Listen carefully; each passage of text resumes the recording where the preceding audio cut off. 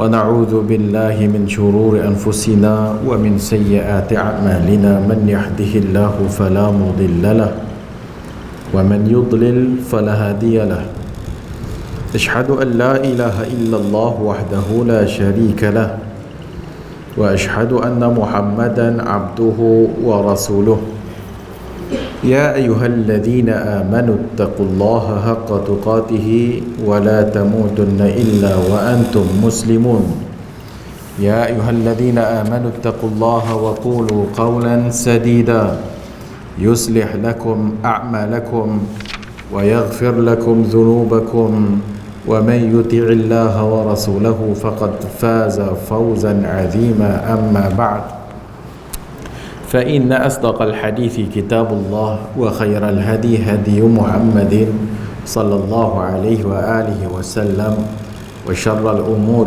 محدثاتها وكل محدثة بدعة وكل بدعة ضلالة وكل ضلالة في النار أو كما قال صلى الله عليه وآله وسلم.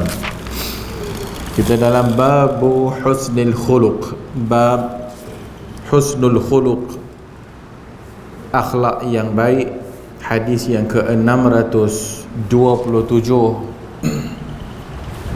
Wa an Abi Hurairah radhiyallahu anhu qala su'ila Rasulullah sallallahu alaihi wa alihi wasallam an akthari ma yudkhilu an-nas al-jannah qala taqwallahi wa husnul khuluq wa su'ila an akthari ma yudkhalu an-nas an-nara faqal al-famu wal-farju. Daripada Abu Hurairah radhiyallahu anhu katanya, Rasulullah sallallahu alaihi wa alihi wasallam ditanya an akthari ma yudkhalun nas al-jannah, apakah yang menyebabkan akthar, yang menyebabkan ramai di kalangan manusia memasuki jannah? Qala taqwallahi wa husnul khuluq. Nabi menjawab, takwa kepada Allah dan akhlak yang baik. Takwa kepada Allah wa husnul khuluq. Wa su'ila an akthari ma yudkhalun nas an-nara, dan ditanya kepada Rasulullah, apakah yang banyak menyebabkan orang masuk neraka? Faqala al-famu wal farju. Al-famu mulut, wal farju kemaluan. Rawahu Tirmidzi wa qala hadisun hasanun sahih. So hadis dalam babul husnul khuluq, dia nak bawa bahawa akhlak yang baik itu adalah penyebab masuk syurga. Akhlak yang baik adalah penyebab masuk syurga. Dan sebelum itu takwa Allah, takwa kepada Allah. Takwa kepada Allah adalah suatu perkataan yang menyeluruh, yang bermakna buat apa yang Allah suruh, tinggal apa yang Allah larang. Itu maksud takwa. Setiap hari Jumaat khatib akan kata, marilah sama-sama kita bertakwa kepada Allah dengan melaksanakan segala yang diperintahkan dan meninggalkan segala yang dilarang. Itu takwa. So takwa adalah buat yang Allah suruh, tinggal apa yang Allah larang. Jadi siapa yang bertakwa kepada Allah, dah tentulah ganjarannya syurga. Siapa yang bertakwa kepada Allah, dia buat apa yang Allah perintahkan, dan semua yang Allah larang dia tidak buat dan dia meninggalkannya, maka dah tentulah balasannya adalah syurga Allah. Yang kedua, husnul khuluq adalah akhlak yang baik. Akhlak yang baik sepanjang hak yang telah kita lalu dalam pelbagai bab, sehingga bab yang hari ini ataupun sambungan kepada bab husnul khuluq, maka itulah yang menyebabkan kita masuk syurga Allah Azza wa Jalla. Akhlak yang baik umum, macam telah pun lalu dalam bab-bab yang lepas, tidak sombong, berbuat baik kepada orang, berlemah lembut, senyum ke muka orang, semua tu akhlak yang baik. So itu adalah penyebab masuk syurga Allah Azza wa Jalla. Dan ditanya pula kepada Rasulullah, apakah perkara yang menyebabkan orang ramai masuk neraka? Dua, al-famu wal farju, mulut dan kemaluan. Mulut adalah suatu benda yang ringan, yang mana orang cakap banyak pun tak penat. Tak ada siapa penat cakap banyak. berbanding dengan buat dengan tangan dan buat dengan anggota. Penat. Sebanyak buat kerja menggunakan tangan dan banyak buat kerja berjalan ke sana kemari adalah sesuatu yang memenatkan. Ada satu benda yang tak penat, cakap banyak. Memang tak pernah penat. Tambah pula hak yang masuk an-namimahnya, mengadu dombanya, mengadu apa, bawa mulut dan sebagainya, lagi tak penat, lagi seronok. Mengata orang memang seronok dan tak pernah penat. Tak ada siapa pun penat daripada cakap banyak. Sebab itu Nabi kata al-fam. Maka dia satu benda yang suhul, yang sahal, yang mudah untuk bercakap ataupun mudah untuk dibuat dengan mulut, maka mudah jugalah keluar macam-macam. So al-fam menyebabkan banyak masuk neraka.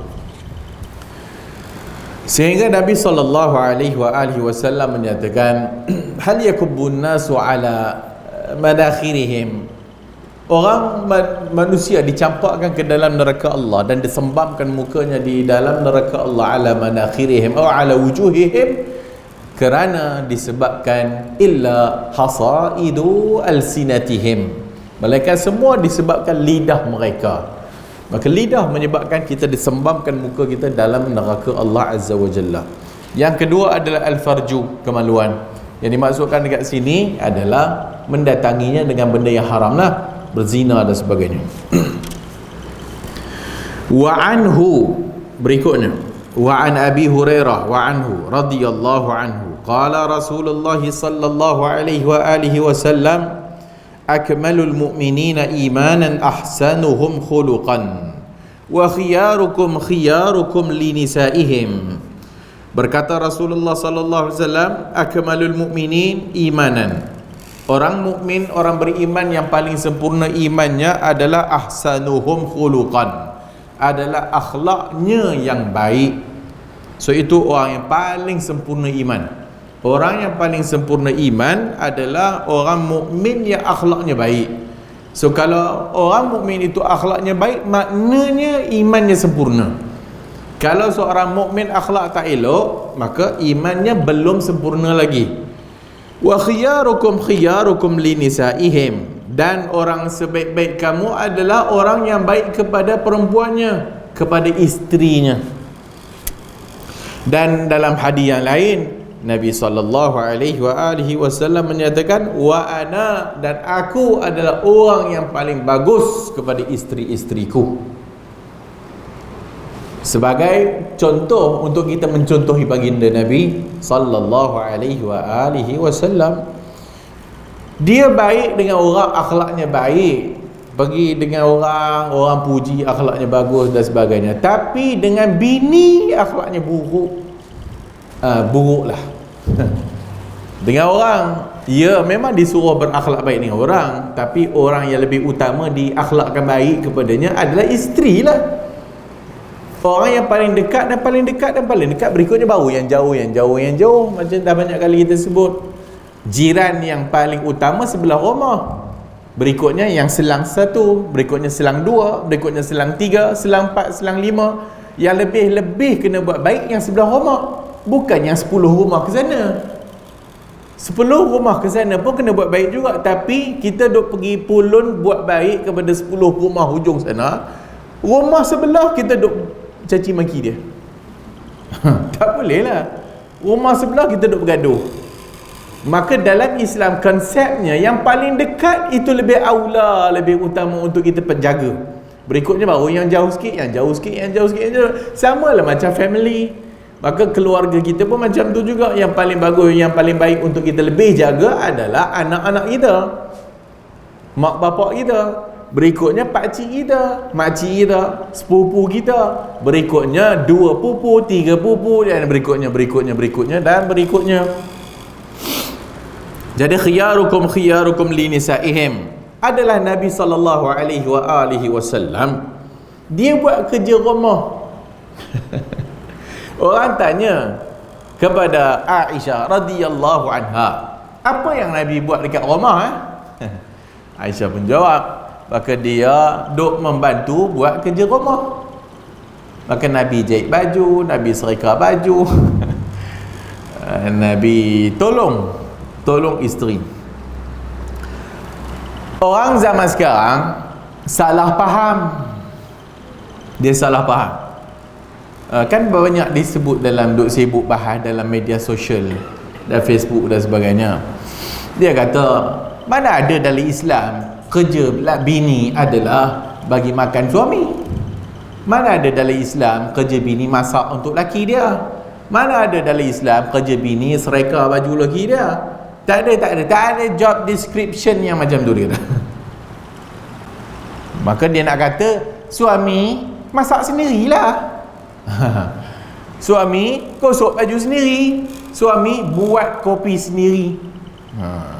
Bila balik pergi dapur sendiri ya, sebab tak ada dalam Islam bini kena layan suami. Itu salah ya. Salah faham hadis. Ya, Nabi membantu, itu istilahnya. Nabi membantu isterinya di rumah. Bermakna kerja rumah, Nabi tolong juga bini dia buat kerja rumah. Tapi bukan bermakna bini tak buat kerja rumah. Maksudnya bini pun nak keluar kerja juga kat luar, maka dia pun kerja kat luar.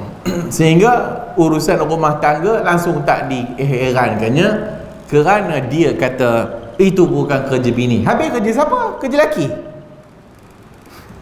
Kerja suami ke? Apa kerja bini? Kerja bini khidmat untuk suami dah. Khidmat untuk suami. Sama lah dengan anak-anak pun. Kerja anak-anak khidmat untuk mak ayah dia.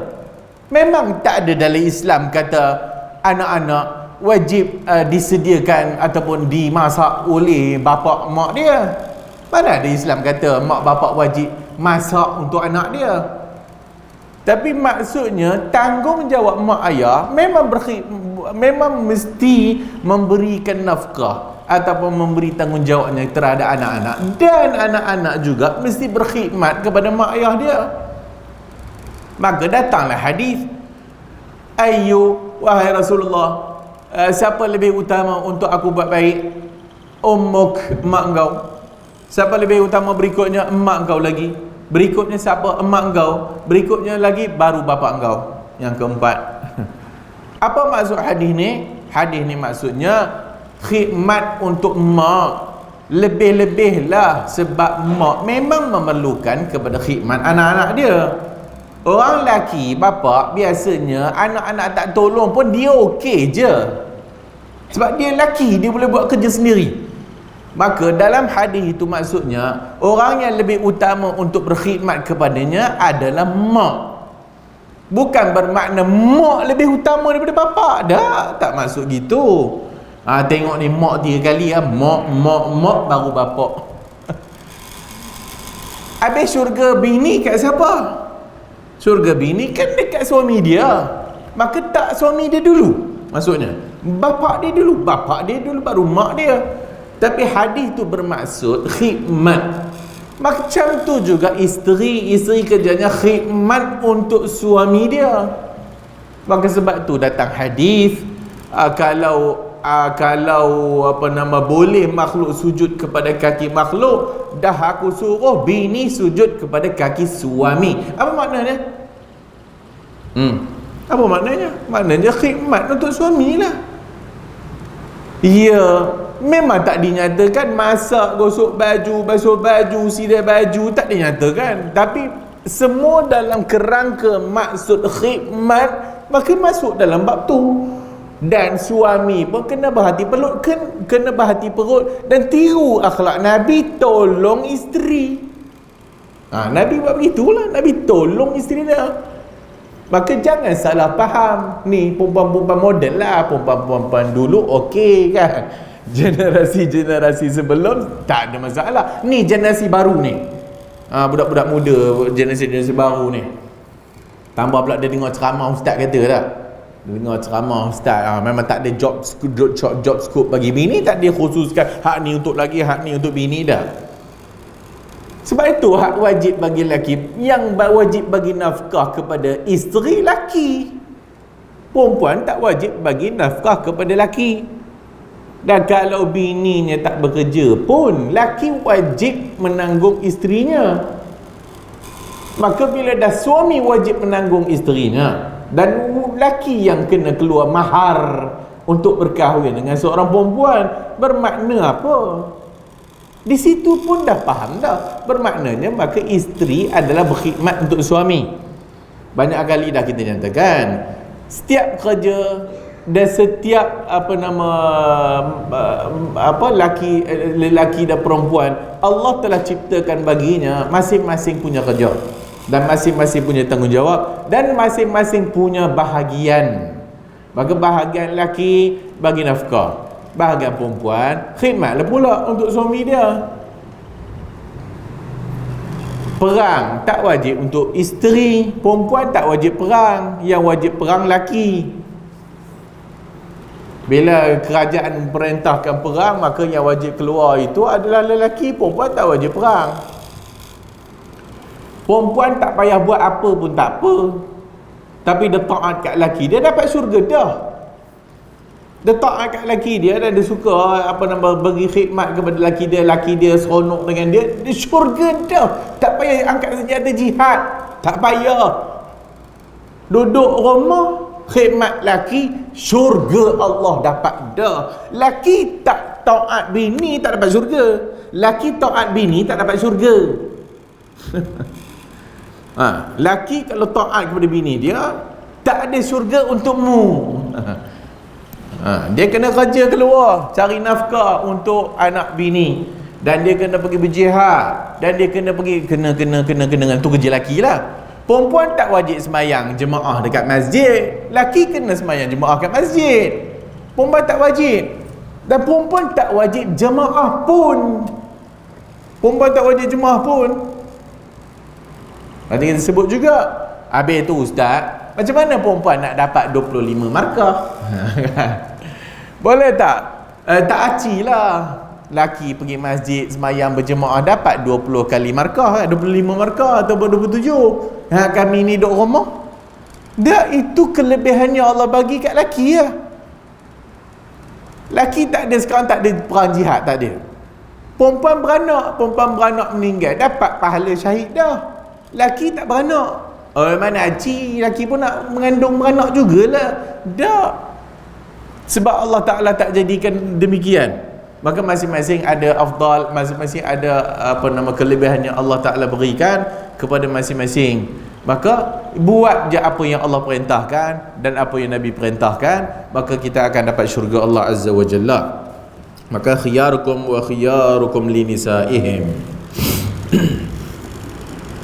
وعن عائشة رضي الله عنها قالت سمعت رسول الله صلى الله عليه وآله وسلم يقول إن المؤمن لا يدرك بحسن خلقه درجة الصائم القائم. رواه أبو داود. Dari Aisyah radhiyallahu anha katanya, aku mendengar Rasulullah sallallahu alaihi wasallam bersabda, innal mu'mina, sesungguhnya orang mukmin itu la yudriku bi husni khuluqihi, akan boleh mencapai akhlak yang baik itu sehingga ke darjat as-saimu al-qaim. Orang-orang mukmin yang berakhlak baik boleh mencapai ke darjat as-saim, orang yang kaki puasa. As-saimu al-qaim, yang qaim, berdiri beribadat kepada Allah Azza wa Jalla dengan husnul khuluq.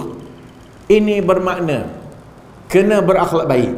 Akhlak baik saja boleh mencapai seseorang mukmin itu ke darjat orang yang berpuasa dan ke darjat orang yang qaim. Orang yang amalan yang paling afdal di siang hari puasa.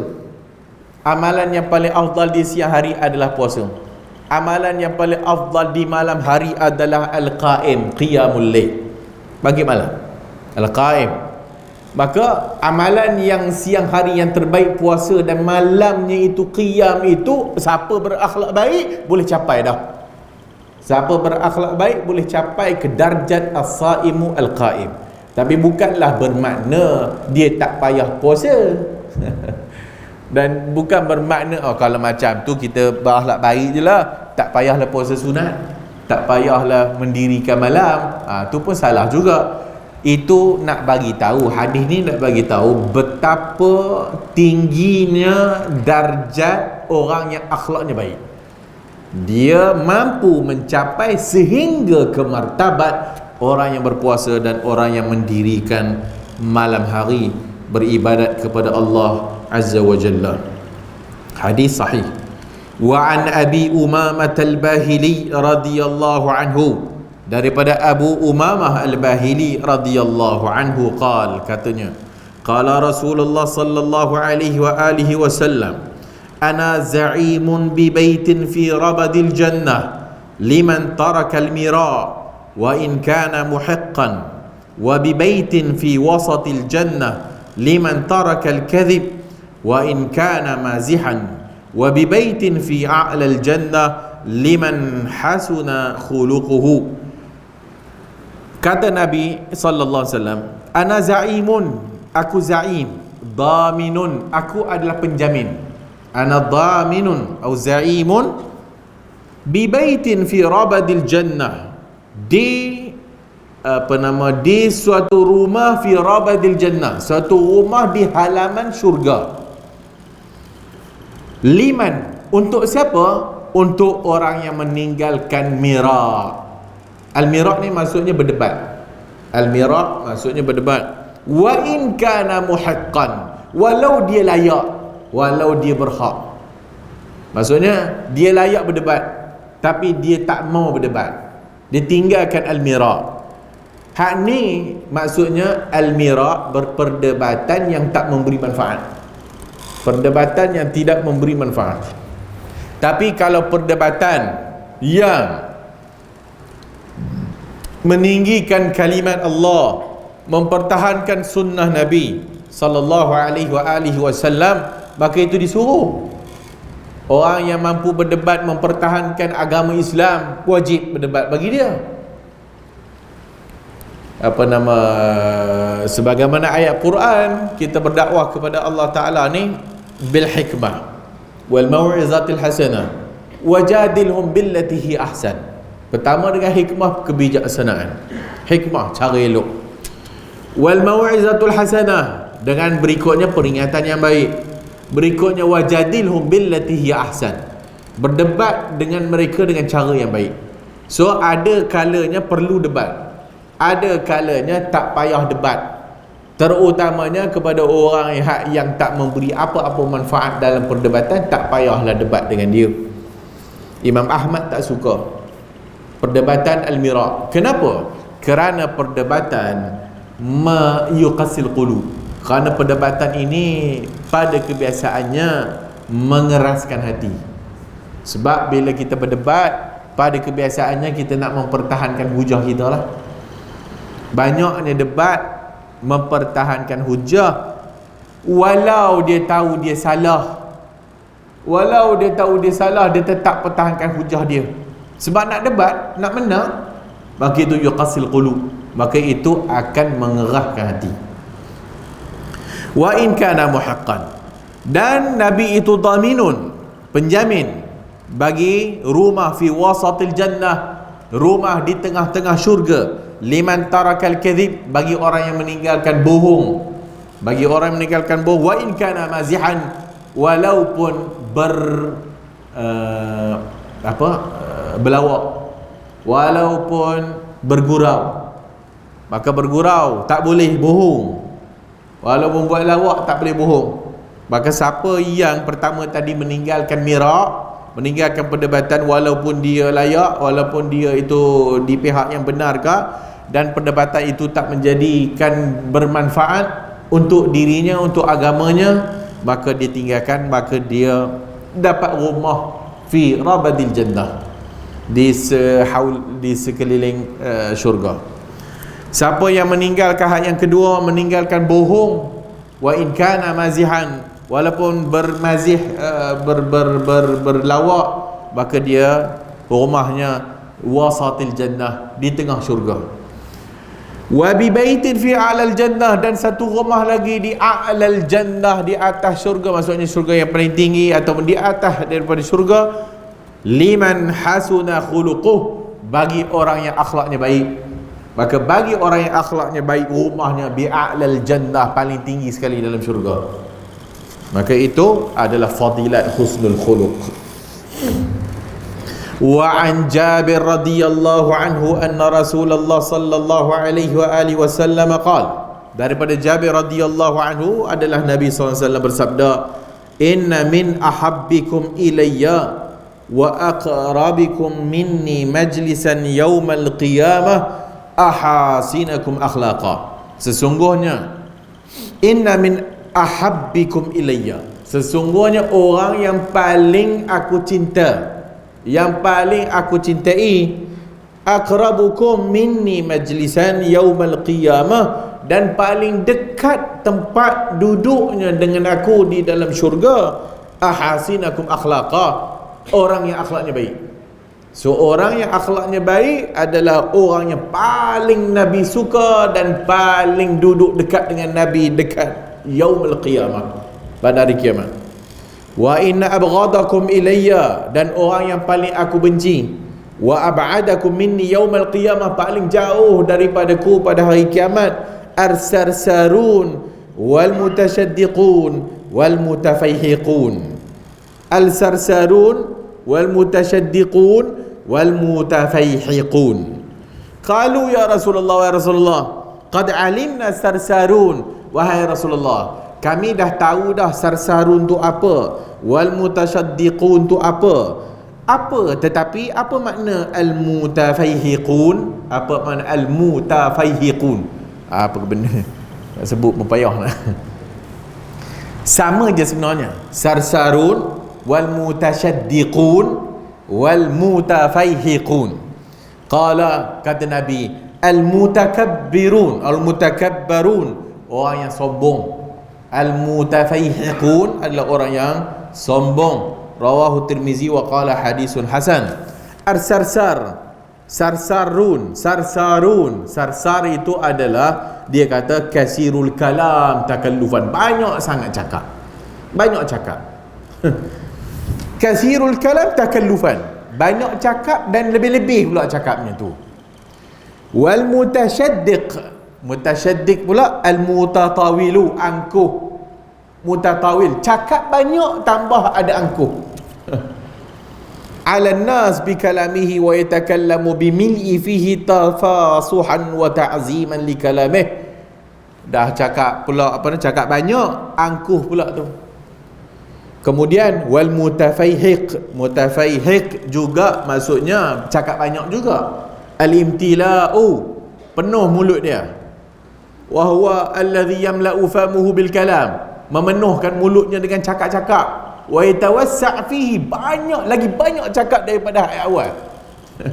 Sarsarun dah banyak cakap dah. Takallufan, hak yang mutafayhiqun ni lagi banyak cakap. Dan ditambah lagi, wa yugharrib bihi takabburan wa irtifa'an, sombong lagi dah, sombong dan mengangkat diri. Tu mutafayhiqun. Wa izharan lil fadilati ala ghairihi, dan menunjuk kehebatan diri dia, menunjuk kehebatan diri dia. Sebagai para ulama buat contoh dia pandai cakap. So bila pandai cakap, ada majlis je dia je nak cakap. Itu yang sarsarun tadi tu. Sarsarun, banyak cakap. Bila majlis je pantang bagi mikrofon, mesti mau cakap. Bagi aku cakap lah, banyak benar cakapnya.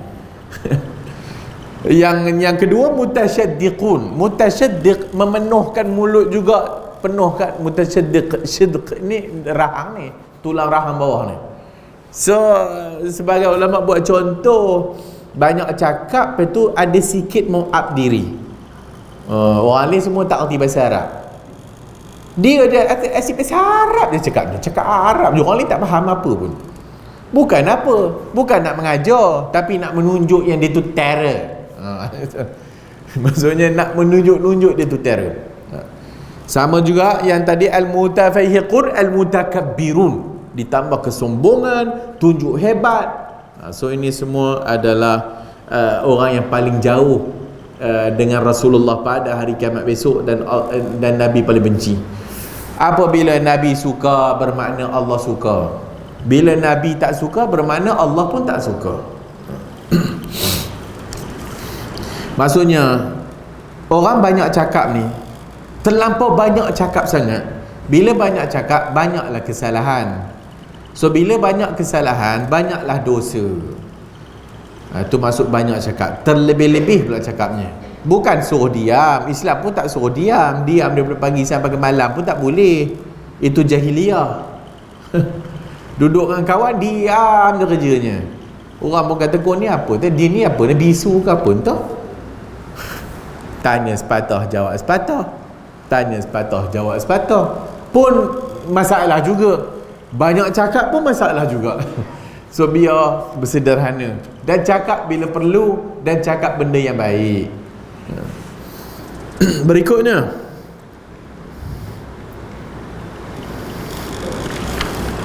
habis dia ada bawa satu hadis At-Tirmizi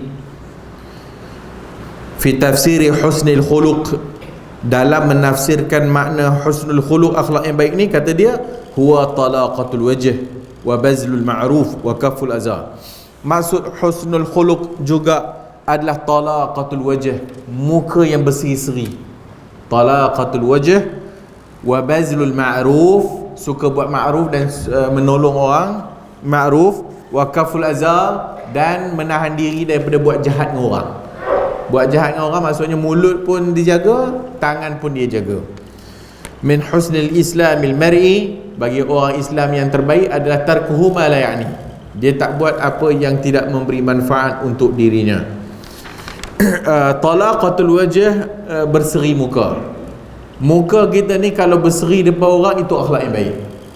Kerana dengan berserinya muka kita depan orang, orang pun rasa senang hati, dan orang pun rasa seronok, orang pun rasa tak ada bersangka buruk. Nabi SAW tak suka berjumpa para sahabatnya dalam keadaan mukanya tak manis.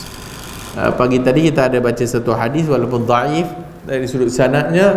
Nabi SAW kata dalam hadis tersebut, dhaif dari sudut sanad, dia kata dalam hadis tersebut, jangan salah seorang kamu duk bawa cerita tentang sahabat-sahabat aku, kerana aku tidak suka untuk berjumpa dengan sahabat aku, melainkan wajah aku mesti berseri. So maksudnya Nabi tak suka orang datang cerita macam-macam pasal orang lain, termasuk an-namimah, menggandu domba, menakalkan kalam, duk suka bawa mulut kata orang. Bawa mulut. So bila bawa mulut, tujuan bawa mulut supaya kita sakit hati. Itu namimah, haram. Dia pun bawa kat kita, cakap, hang tahu tak, kawan hang tu gini. So bila kita jumpa dengan kawan tu, walaupun kita mungkin ada rasa tak percaya dengan apa yang kawan tu cakap, kadang-kadang dah ada dalam mindset kita ni, terbayang dah apa buruk yang telah diceritakan pasal dia tadi. Maka kita dah tak, muka kita dah tak berseri macam kalau kita tak tahu apa-apa tentang keburukan dia. An-namimah, naqlul kalam, menakalkan kalam, bawa cakap-cakap orang ala jihatil ifsad, untuk tujuan merosakkan hubungan. Itu tujuan namimah. Dan an-namimah diancam azab kubur, dan an-namimah diancam tidak masuk neraka, tidak masuk syurga Allah Azza wa Jalla. So itu akhlak buruk an-namimah. So Nabi suruh jaga mulut tadi tu, al-fam, kerana mulut banyak menyebabkan kita masuk neraka Allah Azza wa Jalla. Kadang-kadang kita bercakap dengan satu kalimat yang kita rasa kalimat itu hayyin, ringan, tetapi di sisi Allah kalimat yang seketul itu mengundang murka Allah, maka Allah campak dalam neraka. Kadang-kadang kita cakap satu kalimat yang kepada kita ringan, tapi di sisi Allah, Allah sangat suka perkataan tu, maka kita akan masuk syurga dengan perkataan satu yang kita sebut tu. So dengan mulut, kata orang Melayu, badan binasa dah. So itu babu husnil khuluq. Ada apa nak tanya sebelum kita masuk berikutnya? Babu al-hulmi. Bab yang berikutnya al-hulmi wal anati wal rifq. Al-hulmu maksudnya sabar. Al-hulmu kesabaran. Kesabaran. Al-hulmu ni manzilatun bainar razilatain. Al-hulmu, al-hulm, kita kata apa nama, sabar ni, al-hulmu, dia bukan sabar yang kita faham maksud sabar tu. Sabar tu sabarlah, sabar ketika musibah dan sebagainya. Al-hulmu ni dia di antara dua keburukan, antara al-ghadabu wal baladah, antara al-ghadab, antara marah, dengan al-baladah, bodoh. Kesabaran yang kalau sekiranya terlebih, al-ghadab. Kalau sekiranya terkurang, dia ke arah macam bodoh sikit. Al-hulmu, kadang-kadang orang terjemah al-hulmu bijaksana, kadang-kadang orang terjemah al-hulmu kesabaran. Wal anat, anat ni perlahan-perlahan, jangan gopoh gapah, perlahan-lahan. Wal rifq, berlembut. Ar-rifq, berlembut. So bab ini nak bagi tahu tentang akhlak yang baik, al-hulmu, kebijaksanaan dalam sabar ni, wal anat, perlahan-lahan dalam setiap perkara, dan berikutnya ar-rifqu, berlemah lembut dalam setiap perkara. Allah Ta'ala berfirman, wal kadhimin al-ghaiza wal 'afina 'anil nas wallahu yuhibbul muhsinin. Ali Imran telah pun lalu dalam bab husnul khuluq yang lepas. Wal kazimin al-ghaiza, orang yang menahan marah. Wal kadhimin al-ghaiza wal 'afina 'anil nas, memaafkan orang. Wallahu yuhibbul muhsinin, Allah suka, sayang kepada orang yang buat ihsan. Ihsan dekat sini maksudnya menahan marah dan memaafkan orang lain. So itu al-hulm, al-hulmu. Allah kata lagi, khuzil afwa wa'mur bil 'urf, maafkanlah. Khuzil afwa, maafkan. Wa'mur bil 'urf, buat yang ma'ruf, buat yang baik. Wa'arid 'anil jahilin, berpalinglah kamu daripada orang bodoh, berpaling daripada orang jahil. Dalam surah Al-A'raf, maka Allah suruh kita memaafkan orang. Khuzil afwa, orang buat silap sikit, silap sikit, khuzil afwa, maafkan orang. Khuzil af, wa'mur bil 'urfi, buat yang ma'ruf, buat yang baik. Kemudian jangan layan orang bodoh. Wa'arid 'anil jahilin, jangan pergi layan orang-orang jahil, kerana orang-orang jahil ni nanti akan menyebabkan kita marah. Orang jahil ni nanti akan menyebabkan kita buat jahat. So jangan pergi mendekati dengan orang bodoh ni, orang jahil. Allah Ta'ala firman lagi, wala tastawil hasanatu wala sayyi'ah, tidak sama al-hasanat, kebaikan, al-hasanatu wala sayyi'ah, dengan keburukan. Idfa' billati hi ahsan, balas dengan baik, balas dengan cara yang ahsan, lebih bagus. Fa idzal ladzi bainaka wa bainahu adawatun, kalau sekiranya kamu, antara kamu dengan wa bainahu, antara dia, adawatun, permusuhan, ka'annahum waliyun hamim, jadikan dia macam kawan kita. Waliyun hamim, wali yang setia, hamim. Maksudnya kalau kita ada permusuhan dengan orang, jangan pergi bakar lagi. Bila ada permusuhan dengan orang, maafkan dan jadikan seolah-olahnya dia tu kawan kita. Waliyun hamim. So itu semua perintah Allah Azza wa Jalla. Dia sama dalam bab-bab yang sebelum ni juga. Wa an Ibni Abbas radhiyallahu anhuma qala, daripada Ibnu Abbas radhiyallahu anhuma qala, qala Rasulullah sallallahu alaihi wasallam li Ashaj Abdul Qais, berkata Rasulullah kepada Ashaj ibn Abdul Qais, inna fika khaslataini yuhibbuhum Allah, sesungguhnya di dalam diri engkau ada dua ciri yang Allah sayang. Dua ciri yang Allah sayang. Nabi kata kepada Ashaj ibn Abdul Qais, Asyad ibn Abdul Qais satu orang sahabat Nabi lah. Maka dia ni ada ciri memang jibili, memang perangai dia macam tu. Kita akhlak ni ada dua. Satu akhlak yang memang ada pada kita, satu akhlak yang kita kena belajar, yang kena ada training. Ada orang yang akhlaknya memang dia tu sebaik-baik manusia Allah jadikan dia. Memang tak pernah marah orang pun, tak reti nak marah orang, memang tak suka marah orang. Itu bagus, jibili.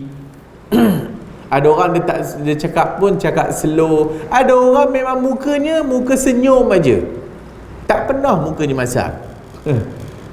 Kalau buat salah pun rasa nak penampur, tak jadi nak penampur. Memang muka dia tu kita rasa tenang. Itu dah memang Allah Ta'ala jadikan kat dia. Ada orang yang benda tu dia kena belajar. Dia marah, suka marah orang, maka dia kena belajar tahan marah. Dia kena belajar tahan marah. Ada orang dia tak reti nak bersenyum kat muka orang, maka dia kena belajar senyum. So akhlak ada dua. Satu akhlak yang memang Allah dah ciptakan kita sejak kita jadi manusia dan lahir atas muka bumi. Ada akhlak yang kita terpaksa mengaji dan belajar. Nak meniru akhlak-akhlak yang baik ni, terutamanya akhlak-akhlak Nabi lah. Kerana tak semua akhlak Nabi kita ada, maka kita kena belajar dan kita kena tiru dan kena buat. Maka Asyaj Abdul Qais ni tadi, Nabi kata dalam diri engkau ada dua ciri yang Allah suka. Pertama, al-hilmu wal-anat, kesabaran wal-anat, tidak tergopoh-gapah, selalu tenang aja, tak tergopoh-gapah. Tergopoh-gapah ni apa nama, dalam semua benda. Dia dengar orang cakap pasal satu orang, dia pun tergopoh-gapah nak tahu cerita pasal orang tu. Dia dengar cerita orang cerita fitnah pasal satu orang, dulu kendian mau tahu. Patutnya tak payah ambil tahu, tak apa. Dia duk sibuk nak tahu pasal orang. Itu tidak anat. Ada orang suka menghukum orang, belum apa-apa, ni lah dah ahli bid'ah, ahli bid'ah, ahli bid'ah. Sabarlah dulu, mana belum tahu lagi dia ahli bid'ah. Dia tak tahu. Dia buat demikian sebab orang lain buat. Yang kita pun inilah orang ahli bid'ah, macam tu lah. Tak boleh lah. Dia apa nama macam kita sebut pagi tadi, depression. Dia kena depression, anxiety. Inilah dia sebab semayang tak jaga. Allah suka sangat hukum orang. Inilah sebab jauh daripada Allah. Ni yang kau dapat depression ni sebab semayang tak jaga. Macam itulah. Kerana dia tu ialah depression, penyakit. Depression ni satu penyakit yang mesti dia kena dapat bantuan. Kita pun laju je menghukum orang. So itu tidak anat. Itu tidak apa orang kata, tidak apa orang kata, tidak itu gopoh-gapah namanya. Dia tidak tenang. So itu Asyaj ibn Abdul Qais. Wa an Aisyah radhiyallahu anha qalat qala Rasulullah sallallahu alaihi wa alihi wasallam inna Allaha rafiqun yuhibbur rifq fil amri kullih. Daripada Aisyah radhiyallahu anha qalat qala Rasulullah sallallahu alaihi wasallam, Nabi bersabda, inna Allaha rafiqun, sesungguhnya Allah Ta'ala itu rafiqun. Rafiq maksudnya berlemah lembut. Yuhibbur rifqa, Allah suka berlemah lembut. Fil amri kullih, dalam setiap perkara. Dalam setiap perkara. Jadi Allah Subhanahu wa Ta'ala rafiq. Allah ni berlemah lembut, dan Allah tidak suka orang yang tergopoh-gapah dalam, dan juga tidak berlemah lembut, kasar. Allah tak suka. Dan Allah suka yuhibbur rifqa fil amri kullih, dalam setiap perkara, maka kita disuruh berlemah lembut. Maka Nabi sallallahu alaihi wasallam sangat-sangat haris, sangat-sangat nakkan supaya sampai Islam kepada seluruh manusia. Nabi tak suka berkasar, sehingga malaikat offer untuk diangkat gunung dan dihempapkan ke atas penduduk Taif, Nabi kata tak payah. Nabi begitu optimis, mudah-mudahan cucu, anak cucu, cicit mereka ini adalah orang yang menyembah Allah Azza wa Jalla. Rifq. Nabi suka berlemah lembut dengan kanak-kanak. Kanak-kanak. Orang masjid selalu, ni budak-budak ni jangan bawa ni tuan-tuan, kita nak tarawih ni. Ni tak payah bawa budak-budak lah, kacau, tak khusyuk. Macam selama ni khusyuk sangat solat ni tak? Tidak rifq. Atau dah kalau budak-budak tak dibawa ke masjid, macam mana kita nak train adab dalam masjid? Kan? Budak-budak dah tentulah namanya budak-budak, memanglah main kerjanya. Budak-budak memanglah buat bising. Atau kalau nak tunggu besar baru nak datang masjid, memang dah pakat sampai ketua lah tak datang masjidnya. So maksudnya nanti dulu, pelan-pelan dulu. Anak, pelan-pelan, jangan gopoh-gapoh nak pergi marah budak-budak buat bising dalam masjid. So kena balance antara budak-budak yang tak boleh kawal sangat dengan budak-budak yang lainnya. Kadang-kadang seorang dua budak menyebabkan habis kita kata budak-budak tak boleh masuk dalam masjid. Dia pun boboh hadis. Jannibu auladakum wa masajidakum sibyanakum masajidakum. Jauhkan kanak-kanak daripada masjid. Hadis palsu. Dia pun boboh. Saf kanak-kanak di belakang. Saf kanak-kanak di belakang. Dah boboh dihimpun kanak-kanak di belakang, memang mainlah kerjanya. Kita yang suruh dia main. Cuba anak-anak tu masuk juga dalam saf dewasa. Masing-masing bapa bawa anak-anak duduk sebelah. Duduk sebelah, ajar dia sembahyang. Tak sunat, dah tak sunat pula. Jenuh nak kena cek pula sunat tak sunat. So biar rifq, biar lembut. Nak tegur kanak-kanak pun janganlah marah-marah. Ni ada masjid, dulu masjid Rapat Setira tu lah. Masjid Rapat Setira dulu kita sembahyang kat situ. Tu satu lagi, budak-budak ni dia akan ingat sampai tua. Budak-budak ni dia akan ingat sampai tua apa yang orang tua tu buat kat dia kat masjid. Siap pegang rotan lagi. Pam pam pam pam. Tak payahlah sampai perang rotan. Cakap dia, jangan main dengan duduk solat elok-elok. Kalau elok lah pergi cium kepala dia. Settle. Jangan marah dia. Rifq, berlemah lembut. Nabi SAW tengah khutbah. Nabi tengah khutbah. Lepas khutbah tiba-tiba Hasan dengan Husain masuk. Hasan dan Husain masuk. Nabi stop khutbah, Nabi turun mimbar, ambil Hasan Husain, bawa sekali naik atas mimbar, sambung khutbah. Itu Nabi. Nabi tengah khutbah. So bila Nabi tengah khutbah, Hasan Husain masuk. Maka Nabi tak boleh, dia tak boleh. Dia sayang ni budak-budak tu. Itu boleh lah, tu cucu dia. Kita kata tu cucu dia. Dah dengan budak-budak lain pun sama. Nabi tengah sembahyang, dengar budak menangis. Apa Nabi kata? Aku teringin nak memanjangkan salat, tapi aku rasa kesian ni dengar budak menangis ni. Nabi pun tak boleh tahan budak menangis. Dan Nabi teringat mak dia. Kemungkinan nanti mak dia sembahyang, nanti mak dia susah hati ni anak menangis. Maka Nabi pendekkan sembahyang. Nabi pendekkan sembahyang. Anak orang lain, bukan cucu dia, anak orang lain. Nabi duk cakap dekat siapa nama tu, ya Aba Umair, ma fa'ala Nughair. Wahai Aba Umair, burung kau buat apa? Ada hadis pendek je hadis tu. Ya Aba Umair, ma fa'ala Nughair. Wahai Abu Umair, burung kau buat apa? Hadis tu. Apa benda hadis ni? Abu Umair budak sepupu kepada Anas. Abu Umair dia ada burung, dia bela burung. So bela burung ni mati. So bila burungnya mati, Nabi bila tengok dia sedih, tengok burung ni mati. Duduk datang masjid dia pun sedih. Dan Nabi pergi dekat dia, ya Abu Umair, burung kau buat apa? Nabi berlawak dengan dia, Nabi tanya dengan dia. Kan Nabi pegang kepala dia, burung buat apa? Nabi berlembut dengan kanak-kanak. Jadi hadis ma fa'al ya Abu Umar ma fa'al ghair, para ulama bawa keluar banyak sangat faedah, berpuluh-puluh faedah daripada hadis ketek tu. Ya Abu Umar ma fa'al ghair. Sehingga mereka kata bahawasanya Nabi sallallahu alaihi wasallam berinteraksi dengan kanak-kanak macam tu. Nabi SAW satu hari ada para sahabat dan sebelah kanan dia ada gulam. Dikatakan gulam sebelah kanan Nabi itu adalah Abdullah ibn Abbas.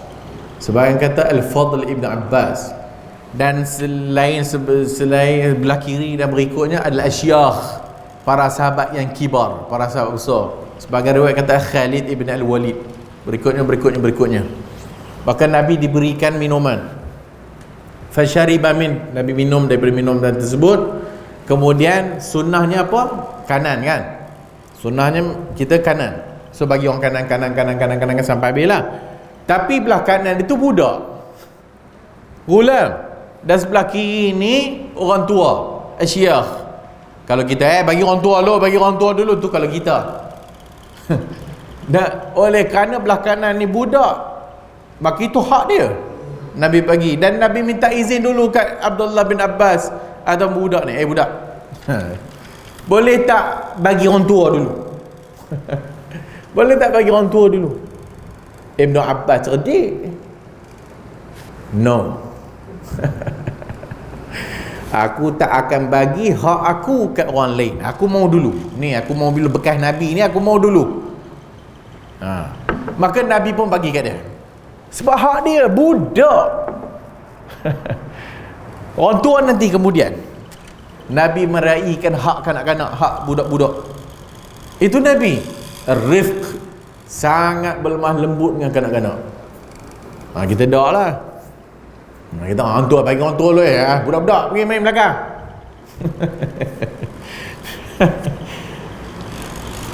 Dalam saf pun sama. So kalau budak tu duduk dulu depan, marah pula budak duduk depan ni dulu.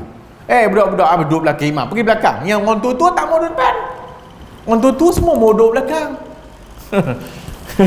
Kalau kita silakan. Silakan.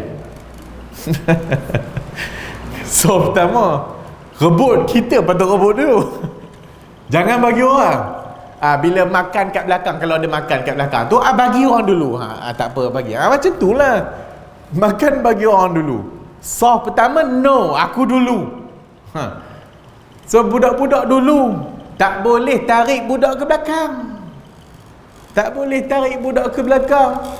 Sebab Nabi larang menarik orang yang ada kat depan dia dapat dulu saf tu, kita tarik dia ke belakang, kita ambil tempat dia. No.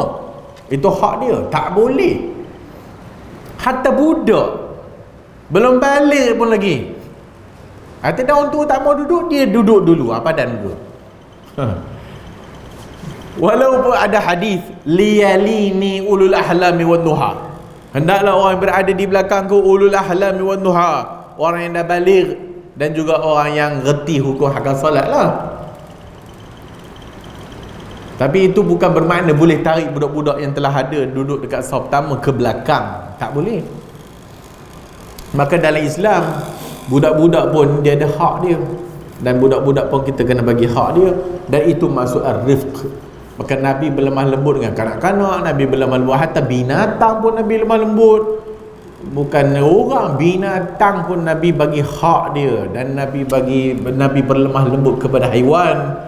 Nabi tak bagi kita ni duk acah-acah binatang sampai dia takut. Nabi tak bagi ada orang pergi ambil anak burung, kemudian ambil burung, kemudian anak-anak burung tu bising. Nabi kata, siapa duk ambil burung atas? Pergi bubuh balik. Curi anak dia. Nabi tak bagi. So itu adalah Nabi sallallahu alaihi wasallam, dan itu adalah husnul khuluq yang kita kena belajar. Nanti kita akan sambung. Wallahu a'lamu bis-shawab. Subhanakallahumma wa bihamdika asyhadu an la ilaha illa anta astaghfiruka wa atubu ilaik.